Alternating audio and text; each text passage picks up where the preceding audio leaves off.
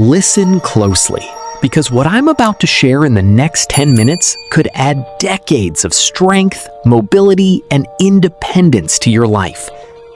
My name is Mabel Rose Thompson. I'm 103 years old, and I'm about to tell you something that'll make every nutritionist in America lose their damn mind. Your doctor handed you a calcium supplement and called it a day. But in 1847, in a small village in Bavaria, Germany, a 74-year-old woman named Helga Brenner walked 5 miles to church every Sunday morning.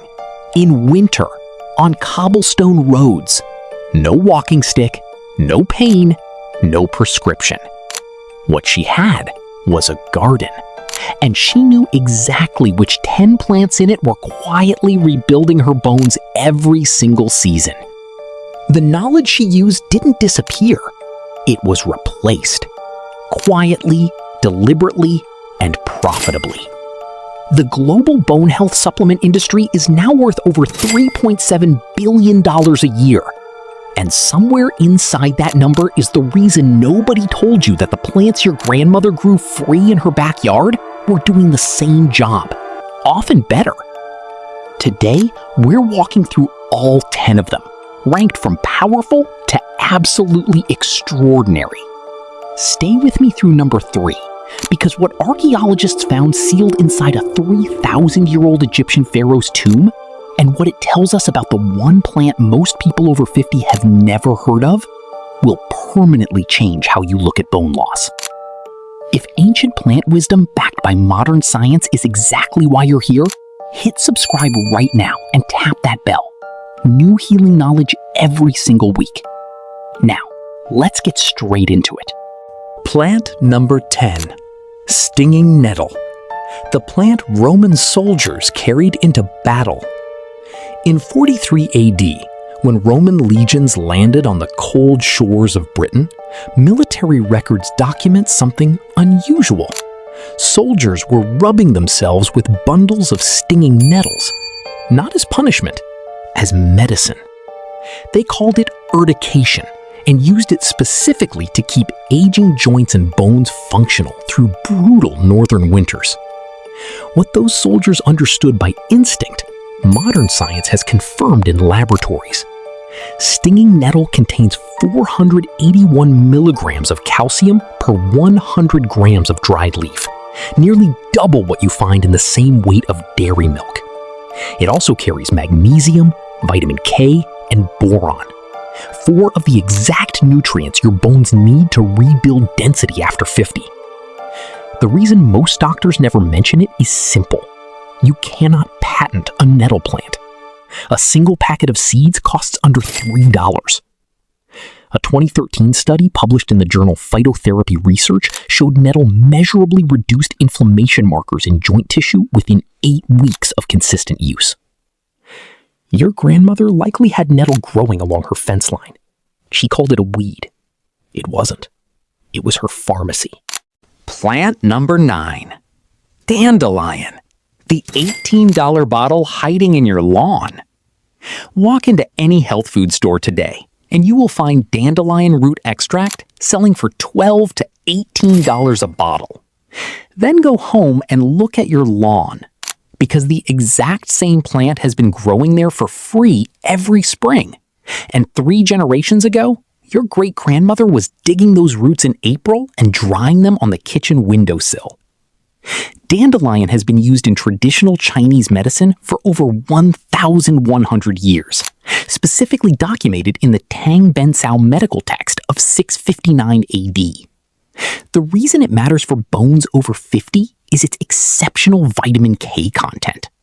1 cup of raw dandelion greens delivers 535% of your daily vitamin K requirement. Vitamin K activates a protein called osteocalcin. Think of osteocalcin as the biological cement that binds calcium directly into bone tissue. Without it, the calcium supplements you're already taking simply pass through your body unused. The French called it Dandelion in the 1300s. They also recorded measurably lower rates of skeletal deterioration than populations who had abandoned plant-based diets. That is not a coincidence. Plant number 8. Alfalfa. The father of all foods that modern medicine forgot. 6,000 years ago, Arab horsemen feeding their animals alfalfa noticed something specific. Their horses didn't just run faster. Their bones healed faster after injury. They named the plant Alfalfa. It translates directly as father of all foods. Alfalfa contains vitamin K2, the specific form that research now identifies as the most critical for directing calcium away from arteries and straight into bone tissue. A 2019 study in the journal Osteoporosis International found that populations with consistently high vitamin K2 intake had hip fracture rates 60% lower than populations with low K2 levels. 60% lower from a plant that grows almost anywhere and costs almost nothing. It also contains phytoestrogens, plant-based compounds that mirror estrogen's bone protective effect inside the body. After 50, when estrogen levels fall, bone loss accelerates sharply. Alfalfa provides a gentle, natural signal that slows that process without pharmaceutical intervention. 6,000 years of bone support. Still growing, still working. Before we go further, here is something the supplement industry will never advertise. In 1994, the pharmaceutical company Wyeth applied for a patent on a synthetic compound designed to mimic the bone protective effects of natural plant phytoestrogens. That compound became a drug called raloxifene, sold today under the brand name Evista. A 30-day supply costs between $180 and $400. The plants on this list that deliver the same natural phytoestrogen effect cost between $2 and $8 per month. The biological mechanism is the same, only the price tag is different. Keep that in mind as we go deeper. Plant number 7. Red clover, the postmenopausal bone guardian. In 1941, researchers working with sheep farmers in Australia noticed something puzzling. Flocks grazing heavily on red clover pastures showed unusual hormonal changes. The investigation that followed led directly to the isolation of isoflavones, plant compounds with measurable estrogen-like activity inside mammalian bodies. For women over 50, this discovery carries weight. Postmenopausal bone loss is driven primarily by estrogen decline. Red clover isoflavones, specifically formononatin and biochainin A, have been studied in multiple randomized clinical trials for their ability to slow that decline. A 2007 study published in the journal Maturitas found that women supplementing with red clover isoflavones lost significantly less bone mineral density over 12 months than the control group. A single red clover plant produces flowers you can dry and steep as tea from June through September. The cost to grow from seed is under $4. It has been growing wild across American meadows since the 1600s. What changed was not the plant. What changed was who was selling the alternative. If what you're hearing right now is opening something in you, hit that like button and subscribe so you never miss what's coming next. Because plant number 3 on this list contains a discovery so extraordinary that when archaeologists confirmed it in 1992, it rewrote everything we thought we knew about how ancient civilizations approached aging bones. Do not leave before you hear it. Plant number 6. Turmeric, the spice that blocks the enzyme destroying your bones. In 1900, the average Indian rural diet included approximately 2 to 2.5 grams of turmeric daily. The rate of osteoporosis in those same rural communities was among the lowest recorded anywhere on Earth at that time. Western researchers didn't investigate why for another 80 years. The compound responsible is curcumin. What curcumin does inside bone tissue is specific and measurable. It inhibits osteoclast activity. Osteoclasts are the cells responsible for breaking bone down. After 50, osteoclast activity accelerates while bone building slows, creating the net loss that shows up as fracture risk on your DEXA scan. A 2016 meta-analysis covering 8 randomized trials found curcumin supplementation significantly reduced bone resorption markers in adults over 50. The challenge is absorption. curcumin alone passes through the body largely unused. Combined with black pepper, which contains piperine, absorption increases by 2,000%. Your great-grandmother in India ground them together daily without any laboratory telling her why it worked. She knew because her mother showed her, and her mother's mother before that. Plant number 5. Black Cohosh. The Cherokee bone medicine that survived 400 years. Cherokee healers called it squaw root. They used it specifically for women past childbearing age. The exact population modern medicine identifies as highest risk for bone density loss. European botanists documented its use as early as 1705.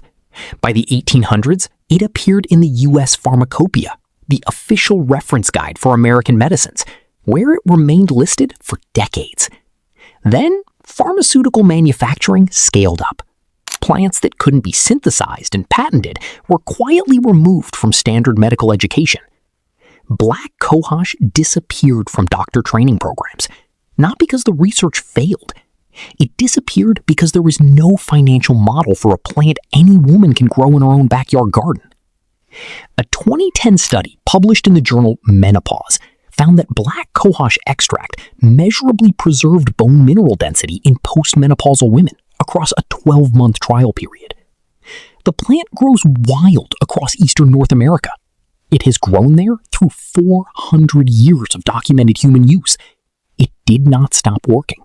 We simply stopped being taught about it. Plant number 4. Ashwagandha. The 3,500-year-old cortisol solution. Here is the bone loss mechanism nobody discusses in a doctor's office. Chronic stress elevates cortisol. Elevated cortisol directly inhibits osteoblast activity. Osteoblasts are the cells that build new bone, which means that stress is not only a mental health problem after 50, it is a bone density problem, a measurable, traceable, reversible bone density problem. The ancient Indian medical text, Charaka Samhita, written approximately 600 BC, prescribed ashwagandha specifically for what it described as the withering of strength in older adults. What the authors described without laboratory language was the cortisol-bone connection that Western research only confirmed in peer-reviewed literature in the 1990s. A 2019 clinical trial published in the journal Medicine found that adults taking ashwagandha root extract showed statistically significant reductions in cortisol levels and a corresponding measurable increase in bone mineral density markers over just 8 weeks. The root sells today for $8 to $15 monthly in supplement form. The plant itself grows in containers on a sunny windowsill. Plant number 3. Moringa. What the Egyptian pharaohs sealed inside their tombs. In 1992, archaeologists excavating a royal burial site in the Valley of the Kings made a discovery that stopped the entire dig. Sealed inside the tomb of a pharaoh who died approximately 3,000 years ago, alongside gold, lapis lazuli, and ceremonial weapons, were perfectly preserved moringa leaves. Not food, not decoration. Medicine, deliberately preserved and sealed for the afterlife because the ancient Egyptians considered moringa too valuable to leave behind. Here is what the science behind that decision now reveals. Moringa leaves contain 4 times the calcium of dairy milk, gram for gram. They contain 17 times the calcium of most leafy greens. They simultaneously carry significant levels of vitamin K, magnesium, phosphorus, and zinc. The complete mineral profile that modern bone researchers identify as necessary for true skeletal rebuilding, not merely maintenance. A single moringa tree produces harvestable leaves within 8 months of planting. In warm climates, it produces year-round. A bag of dried moringa leaf powder sells for $12 to $20 today. The pharaohs didn't stockpile gold because they thought it would preserve their strength. They stockpiled moringa. That detail was buried for 3,000 years. Now you know it. Plant number 2. Horsetail. The plant NASA studied and the supplement industry quietly buried. Horsetail is the oldest living plant species on Earth. It has been growing continuously for 350 million years. It survived every mass extinction event in geological history. And in 1993, a team of researchers connected to NASA's Closed Ecological Life Support Program, studying plant biology under extreme conditions, identified something in horsetail that fundamentally changed how bone scientists think about mineral absorption. Organic silica. Not the inorganic silica found in rocks and sand. Organic silica. The form that human bone tissue absorbs and integrates directly into the collagen matrix that gives bone its flexible, fracture-resistant strength. A German clinical trial published in 1994 followed 122 postmenopausal women over 12 months. The group supplementing with horsetail-derived organic silica showed measurably greater bone density improvement than the group taking standard calcium carbonate supplements. The study was published. No pharmaceutical company funded a follow-up. There was nothing in it to patent. Your bones are not simply calcium. They are a living collagen scaffold mineralized with calcium. Horsetail feeds the scaffold. Most calcium supplements feed only the mineral. Your grandmother may have had horsetail growing quietly at the edge of her property. She may not have known the NASA connection, but she knew the plant. Plant number 1. Comfrey. The plant they renamed so you would forget exactly what it does. For over 2,000 years, healers across Europe, Persia, and Asia called this plant by one name: Knitbone. Not a metaphor, not folklore, a clinical description, because it knit bone back together. The Persian physician Ibn Sina, known in the West as Avicenna, documented Comfrey in his 1025 AD medical encyclopedia, the Canon of Medicine, the most widely used medical textbook in the world for 5 consecutive centuries. He prescribed it specifically for fractures and bone weakness in aging adults. The Latin botanical name, symphytum, comes directly from the Greek symphio, meaning to grow together. The active compound is allantoin. Modern research has confirmed that allantoin stimulates cell proliferation, the rapid division of new bone and connective tissue cells simultaneously.